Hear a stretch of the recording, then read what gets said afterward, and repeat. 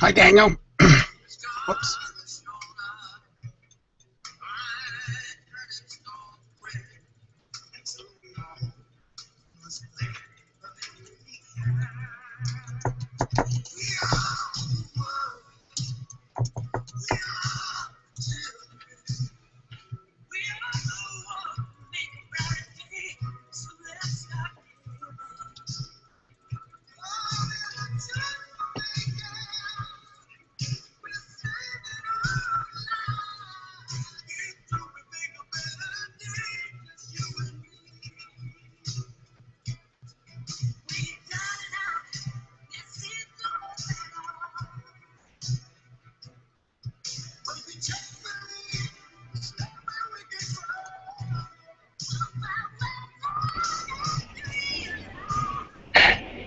Good morning.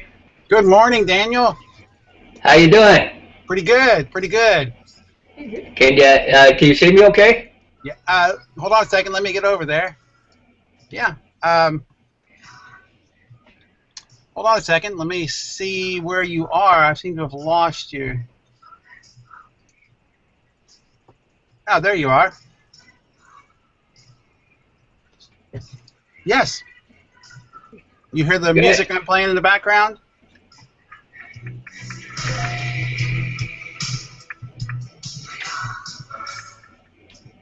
Barely. There you go.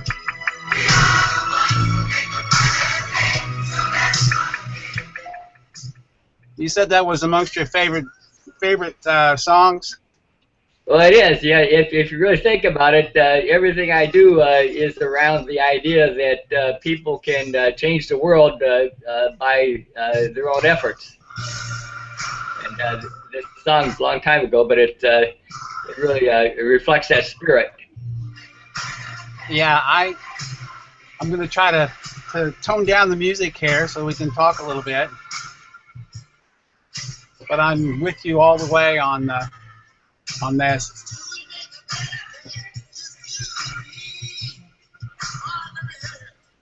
So I've got another screen open on so I'm looking at the vlog on one screen while I'm looking at you on another one. So if you could coach me to add comments as appropriate into that. Let me see. You can close one of them out. Are you still there? Yeah, I'm here. Okay, great. Great. So, I'd like to thank you for spending some time with me this morning.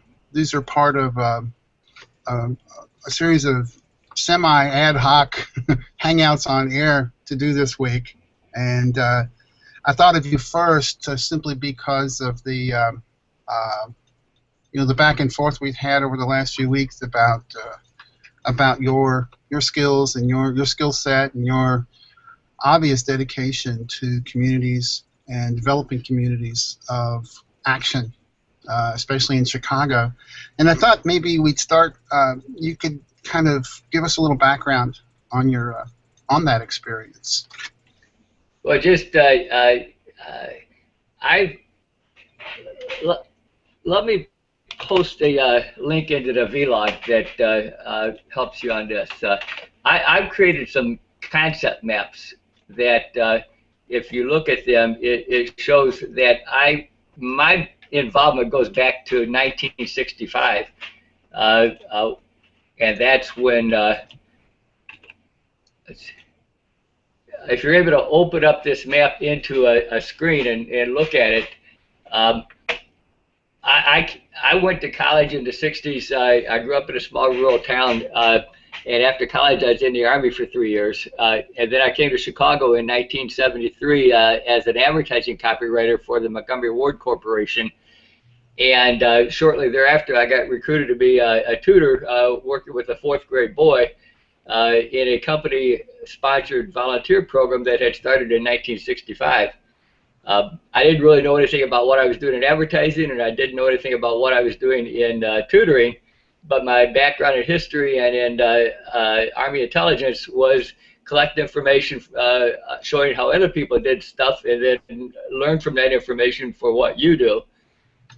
So I've spent I spent 17 years learning how to build corporate advertising programs, and I spent about 40 years learning how to recruit kids and volunteers in tutor mentor programs.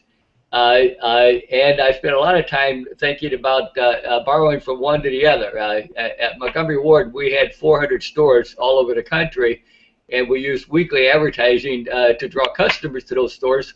We also had teams of people at the corporate office working to help make sure each store had well-trained people and stuff like that. That's the concept map. Um, and so I so the activities of a corporate office of supporting multiple stores, I began to think, how do we support multiple tutor mentor programs operated in all the neighborhoods of a city like Chicago where they're most needed? And it's really the same thinking. You need teams of people working to help make sure programs are where they need to be. They have well-trained people. They have learning resources. They have the dollars to operate. And you need people doing advertising, trying to draw volunteers and donors and youth to these programs and keep them involved year after year. So it's been about a 40-year journey, and in the middle of the journey, I began to realize people didn't understand what I was talking about because they haven't really spent time thinking about it themselves. So I started to draw pictures to try to communicate my ideas. You know, a picture is worth 1,000 words.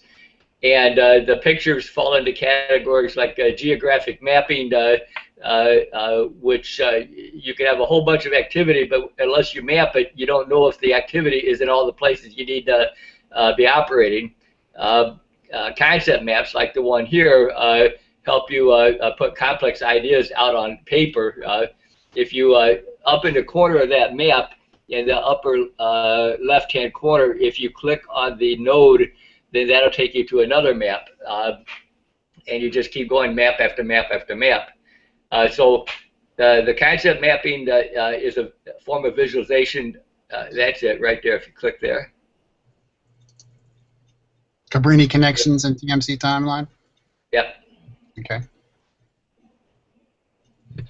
So the first map talked about from 1965 to 1990, and then the second map is talking about 1992 up to the present. And each of the nodes, so through that, you can see that my involvement has been in operating a single program and in operating something called the Tutor Mentor Connection, intended to help lots of single programs be operating in more of the places where they need to be. Third type of graphic, though, is I put a link in the vlog to Pinterest. If you were to search Google for the word tutor mentor, or if you were to go into my Pinterest page, you would see all kinds of images that I've created over many different years to try to help communicate these ideas. Some of these images have been created by interns who have worked for me to communicate those ideas themselves. And this is when I go into the CL MOOC and the ET MOOC, and I see all the great ideas that educators have for engaging youth. And I believe that educators could be engaging youth in community problem solving and applying some of these ideas of visualization and videos and so forth, where youth learn to communicate ideas and strategies that draw adults to do things that adults don't do consistently right now. Yeah, I think when I usually ask somebody to tell me a little bit about themselves, they usually don't come up with a concept map, Daniel. So this is really, I mean, this is your genius. This is what you keep bringing to CL MOOC that I love so much. You know, last year when we talked about maps, you know, we talked. You brought up maps. Recently, you brought up some really great software about systems thinking software that I'm just now beginning to get into. Seems to me like you're trying to provide us filters for our community. Do you see yourself in that role? Well, it's definitely an intermediary role. The there was a book written called The Spider and the Starfish. You familiar with that book? Yeah, I've read it, but it's been a long time. That book has been out for a while. Yes, it has, and it talks about the decentralized organizations. It talks about the role of intermediaries. It talks about movements and how movements were the result of a few catalysts, but other people taking stronger roles over time. And then it talked about the role of blended organizations such as eBay and Wikipedia that have created platforms on the internet where millions of independent owners and users could be part of those platforms engaging for a common purpose. And that book is one of those that I point to often to try to illustrate what I do. I've been building a platform of information that could be used by, on one level, it could be used by youth and volunteers in a Tutor Mentor program. On another level, it could be used by the leaders of a Tutor Mentor program. On a higher level, it could be used by leaders in a community to make Tutor Mentor programs available throughout the community. It could be used by a nation to make sure that programs like this are in all the cities and states they need to be. But it could also be used by other people focusing on other issues in their own form of problem solving. Like CL MOOC? Well, CL MOOC is a community of people who are located in different places and have some interest in common.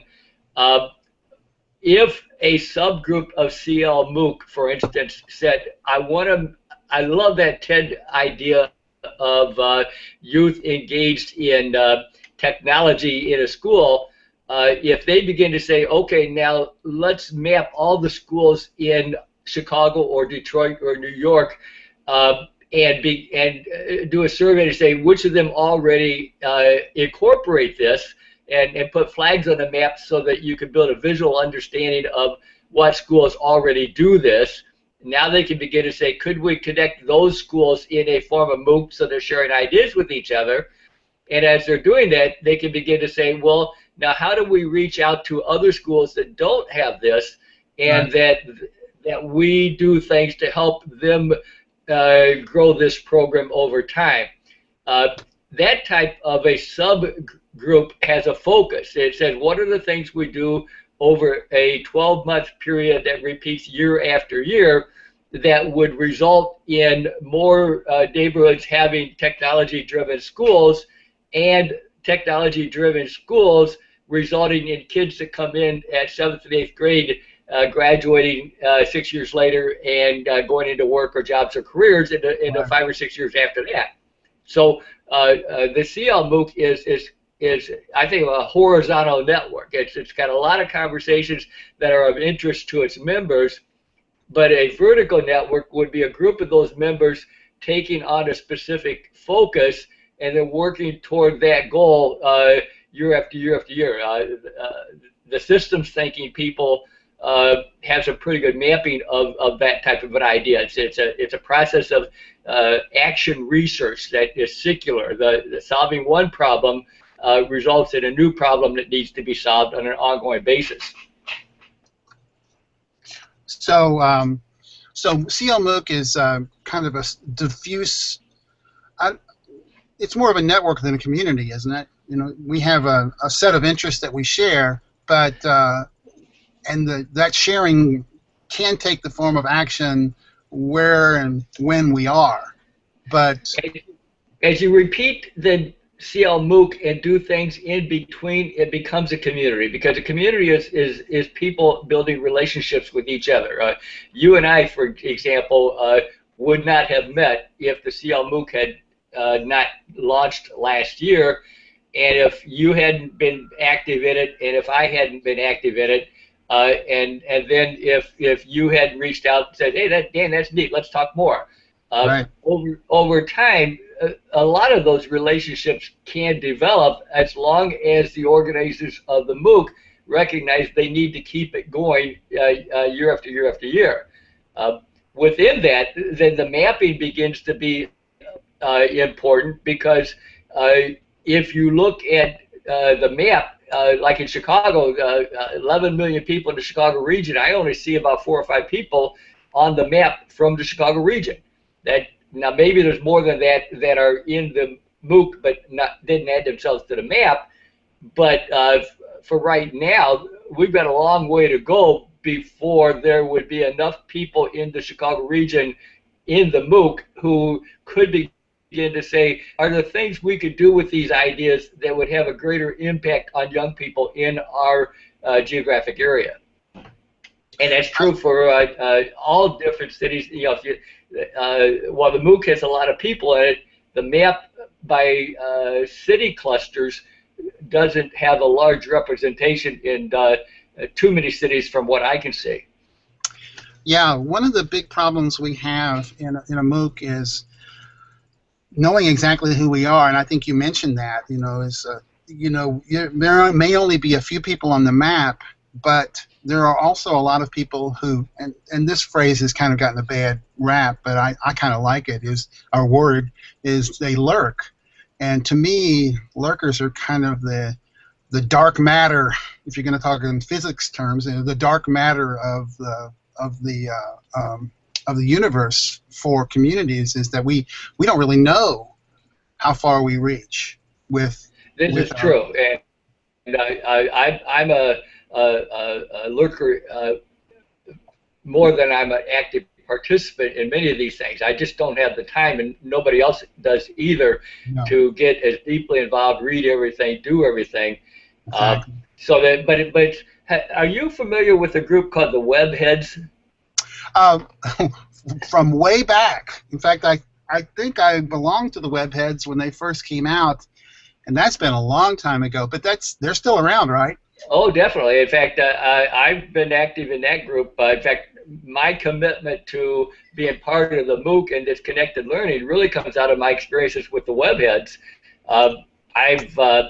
And this is an example of a group. They're English as second language teachers from different parts of the world who have begun connecting with each other in web communities and webinars and all kinds of different sharing on a regular basis, to the point where relationships, strong relationships, have been created among many of the people in that group.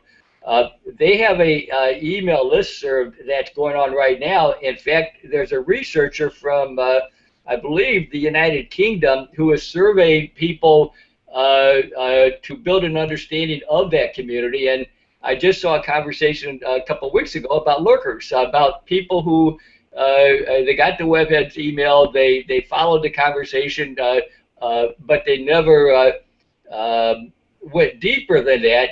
And yet they're a very rich and important part of the community. Yeah. I've got the webheadsinaction.org on the screen share right now. Is this what you're talking about right here? That should be it. Okay. It seems very very old school, but just looking at it, it looks like there's an unbelievable amount of connection that you could do inside of that. This group of people is probably some of the most advanced thinkers on technology and learning that I've ever run into, and they're constantly bringing up new ways of using the technology and in ways that they're helping each other. And so this goes back about 15 years, and it's hold on just a second. I apologize. No problem. I can't talk to you right now. Goodbye.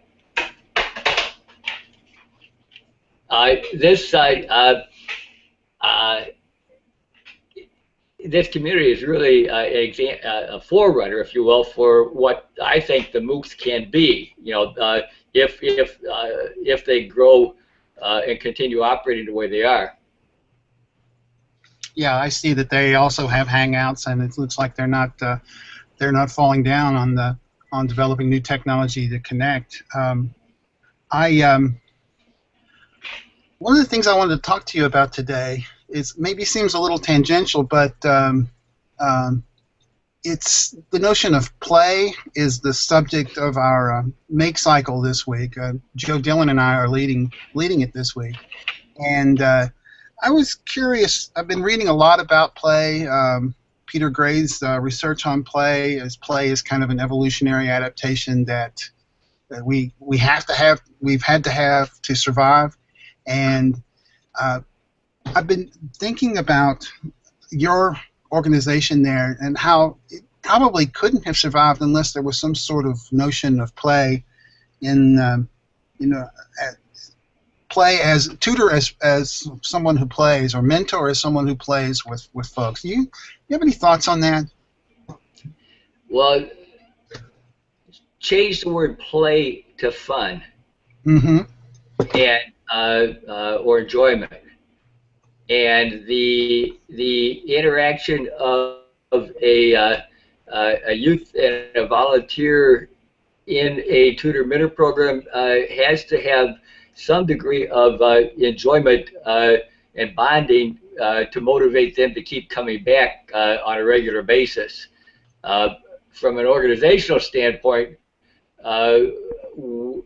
I always try to organize things that engage the kids and the volunteers in group activities together, or with the adults or the kids, in order to create a socialization across the group that would create more bonds and more reasons why people would participate, especially because things don't always work out as smoothly as people would want them to work out. Within that, then we began to organize. So in the tutor mentor program I led, every youth and volunteer were matched in a one-on-one relationship, and some of this went for 4 or 5 years.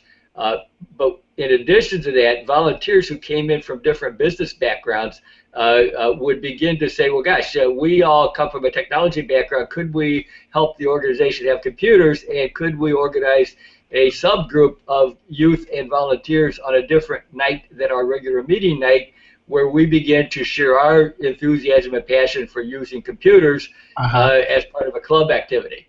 And through that, same thing could be for people creating videos. Let's teach kids to do videos. People that do art, let's teach kids to do art.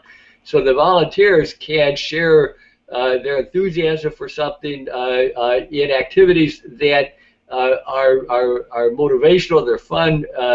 They offer kids. We're working with kids who, in their own home and neighborhood, don't have as much attention and learning opportunities as is naturally available to kids maybe in more affluent areas.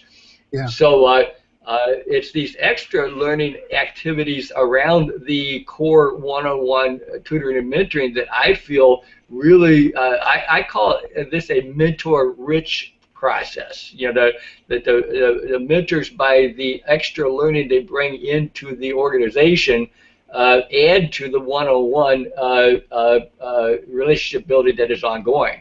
And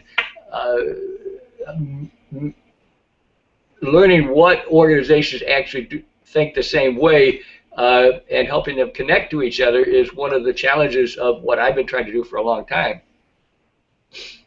I really like that expression, mentor-rich environment. So I'm going to have you put on your advisor hat here, and maybe you can give us at CL MOOC some ideas on making our environment more mentor-rich. The one that you bring up is really cool, the notion of a club. And I'd never really thought of us as being a digital club, but, I think you're right about that. It's this notion of clubness. But are there other things besides clubs that you would recommend to us to make mentor-rich environment? I just posted a link into the vlog. So as I explore these ideas, what I've done is begun to create PowerPoint and PDF essays that illustrate the idea in a way that I can put it on the website and other people can find it and look at it at their own time. My blog is intended for the same purpose. I've been writing a blog since 2005, and the articles from 6 years ago are as useful for today as the articles from the past. Did that link open up for you? It's in a Scribe document. Let's see. I'm trying to find it right now.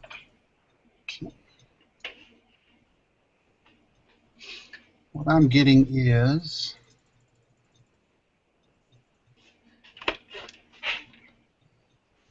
this the Scribe document? I've got it right here. Yeah. Okay.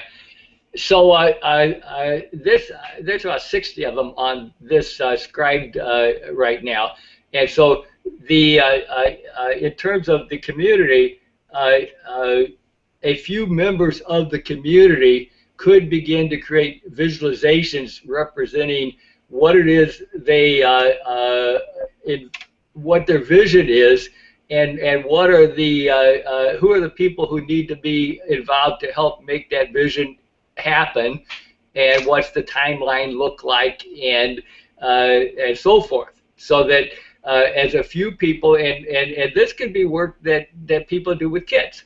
I believe young people could be engaged in this. So taking the make cycle, all the different making that I've seen in the CL MOOC and the ET MOOC over the last couple of years, and make for a purpose.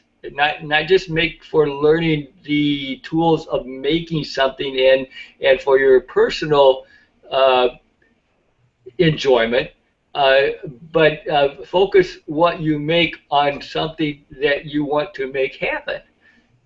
Whether it be a stronger CL MOOC community, what does that mean, and what does it look like, and how do you make it happen? So as a few people begin to do this, other people can add on or create their own versions, and the things that I show here could be recreated over and over and over by a growing number of people, resulting in better versions that communicate more effectively and engage more people, where as an internet activity, the people engaging could be from all over the world, but as a real world activity, the result of that engagement could be taking place in cities and neighborhoods all over the world.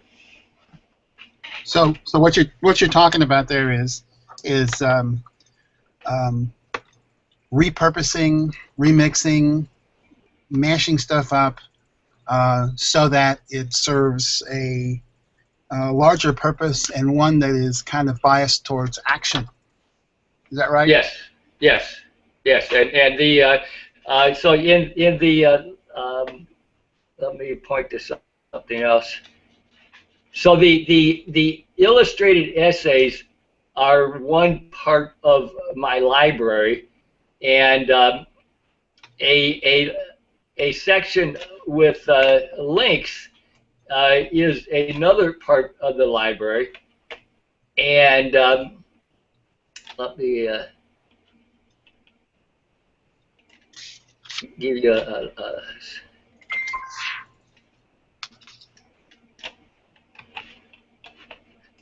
so I'm posting that in the vlog.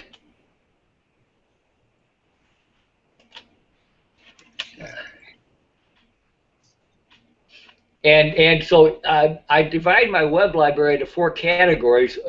One category is research that people have aggregated that shows poverty as a root cause of a whole bunch of other things that we don't want to have happen. And another section is resources on how do you, if you want to build a tutor mentor program, what are all the things you need to know, and who can you learn from to so you don't have to reinvent the wheel. You can learn from other people and apply what they're doing to what you do. But a third section is process improvement and collaboration and innovation, where that section of the library is one where the ideas are visualization and mapping and collaborate. You can learn from other people and process ideas and innovation ideas and apply that to your own problem solving where you are. Um, a MOOC could be devoted around, here you are.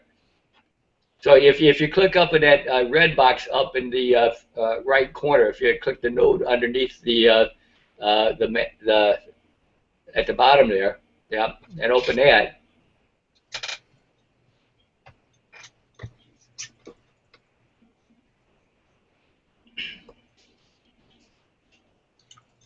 And so this shows different Yeah, sections of that part of the library. So if you click one of the nodes under one of those blue boxes,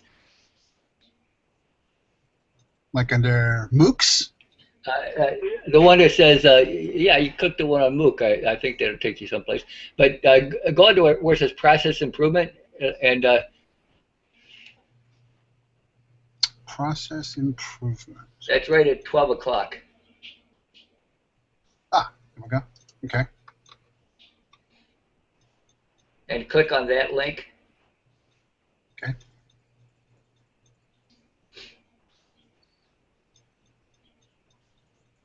This is just a side note. This is the technology I still find to be semi-miraculous. I live at the end of a very long DSL line, and here I am talking to you. And I'm still a real fanboy of stuff like this. It'll Well, never. you're doing well. So scroll down on that page.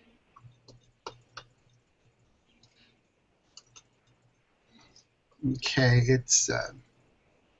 I started lagging, and now it's messing up on me. It's still loading, I think. Can you point me to something that is on the screen right now that we could?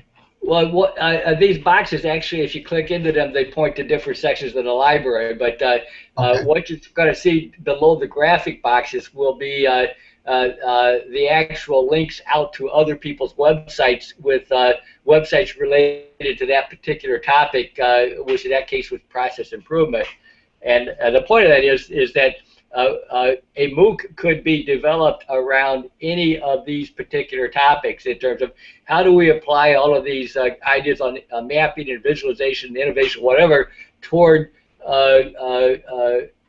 solving a particular problem or many problems in our own community. So if you think of the internet as a gathering place of people from many locations, the subgroups of that could be focused on specific locations, and the web libraries of information could be resources for learning on an ongoing basis.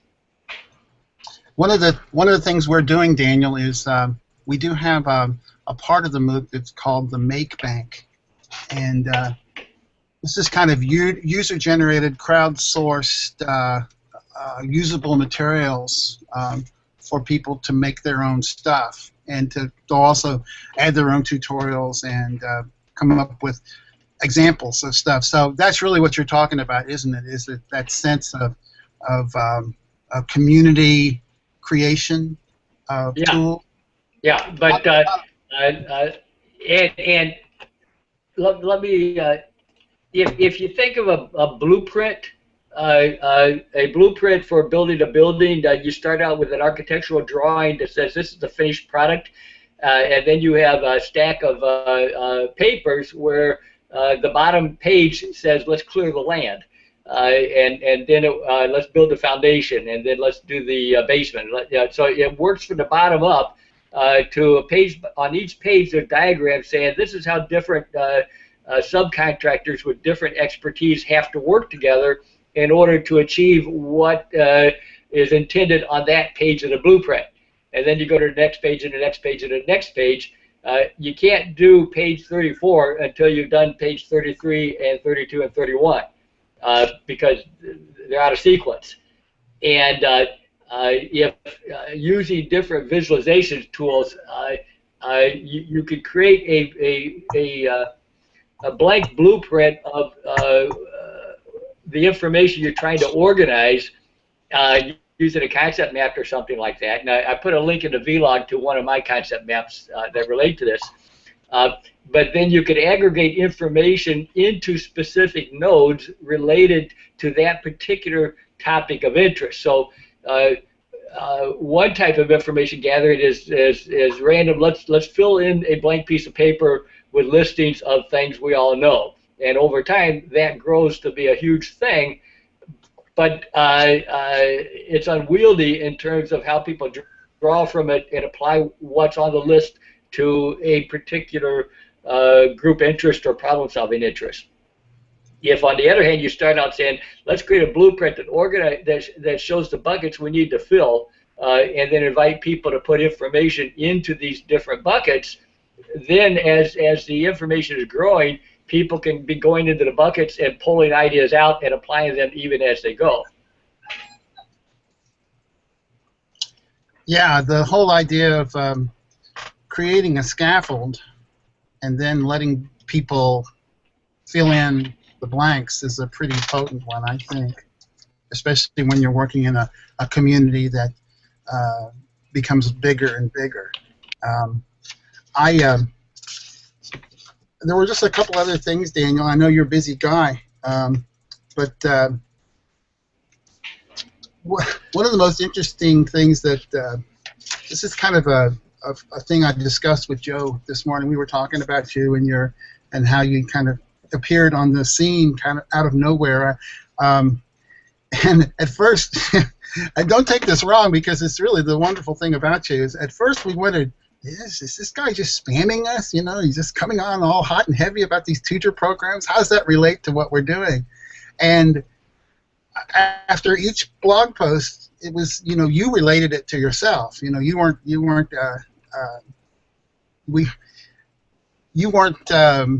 trying to, you didn't have any secret agenda to sell us anything. But your passion is just so powerful that we almost blocked you because of that. Yeah, how do you deal with people who, you know, I'm just utterly enthusiastic about MOOCs and about their possibilities, as you are about tutor mentor programs and mapping and visualizations as tools to bring people together. How do you handle trying to motivate, get people involved, you know, the whole human side of this, without appearing to be, for lack of a better word, a jerk? Do you remember the Clue Train Manifesto? Oh yeah. Okay, I was one of the signers of that back in the late 90s, and it said that a few people can change the world and get past all the gatekeepers of this, that, and the other thing. The internet's a great tool. You can share your own ideas on your own websites and places, and anyone can come and dig as deep as they want. But the reality is you have to be out in other people's spaces to help draw attention to those ideas and bring people together. I've always tried to be relevant in contributing when I go into other people's space, and not to. I don't try to say, look at Dan Bassill, and Dan Bassill is the greatest guy in the world. I say, look at this idea. It's relevant to what you're talking about, and maybe it could stretch your thinking of what you do. And frankly, I try to find other people and encourage them to do the same thing, because me by myself isn't going to have much impact on changing the way people work to help people in poor areas. You got to be a little bit thick-skinned about it, because there's been a few people that have said, Dan, we don't want you there because you're spamming us, and I don't see it as spamming. But you know, and I try to be cautious in terms of how frequently I contribute into anyone's group, and I'm selective on where I go based on what the relevance is. And I'm enthusiastic in terms of when I find a group that is, I think, doing some really good things. I'm active in sharing what they do in other media. Again, going back to the starfish, my library says these are things I've found that I think are really important. And while I may not be able to explain it very well, I'll put them in my library, because the next guy coming along, they then can find that and do their own digging into it. And learn it at their pace. So that's what this worldwide internet's all about. I mean, if you just sit back in your own space, uh, not much is going to change. Agreed. Agreed. And I think your attitude towards um, trying to find other folks who want to mentor and to tutor is a very profound one that is kind of crosses all possible lines. And this week, I think what we're trying to do is to be as playful as possible about some things that are deadly serious, including learning and the some of the hijacking of learning that's gone on by folks who are interested in money more than minds, souls. Well, yeah, uh, uh, the focus on tutoring and mentoring, in some ways, narrows people's understanding of what I'm doing. Uh, I focus on mentoring it because the volunteer involvement in the life of a young person made possible by an organized program brings more people from non-poverty areas into this movement where some of them begin to become leaders. I started as a volunteer myself, so I'm just encouraging more people to get involved on the same path. Uh, so that I don't know many other forms of engagement that encourage the weekly, ongoing, week after week, month after month engagement that leads to that type of empathy and leadership development as mentoring does in the type of structure I talk about. With that said, the larger part of what I do is a problem-solving strategy. It's an information-based problem-solving that could be duplicated to address any problems. Mentor programs, if you look at a map of Chicago, there's 200,000 kids living in poverty neighborhoods spread in a big geographic area. There needs to be lots of programs in order to reach kids in all those places. Well, if you were talking about food banks, or if you were talking about adoption agencies, or any other service that needs to be geographically close to where a client lives, you would have the same situation of probably not enough services available in all the places they need to be, and not enough of them being as consistently funded as they need to be in order to be good at what they do. Therefore, anyone could take on a role similar to mine that says, can we learn who's already out there and help them, and then begin to identify where the voids are and fill them with other people who could fill those voids. And that type of problem solving leads to how do we get other people involved, who should be involved, what are the ideas we can learn from. All the information that I've aggregated could be therefore applied in different cities and in different problem-solving areas without ever using the word tutor mentor. I think this is very profound stuff. It's logistics plus empathy, which is to me is a prescription for success, Daniel. The last question I always like to ask people from my reporting days is there any question that I haven't asked, or something that you really feel the need to answer